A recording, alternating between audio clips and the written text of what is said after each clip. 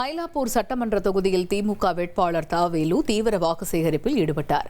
பட்டினப்பாக்கம் மற்றும் அதனைச் சுற்றியுள்ள மீனவ பகுதிகளில் வீடு வீடாக சென்று பொதுமக்களை சந்தித்து ஆதரவு கோரினார்.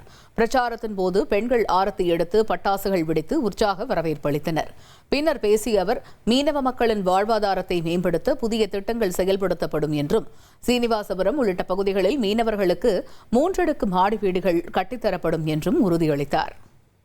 இந்த பகுதி மீனவ மக்களுக்கு உறுதியோடு சொல்கிறேன், இந்த இடத்த விட்டு யாரையும் அகற்ற போகிறதில்ல.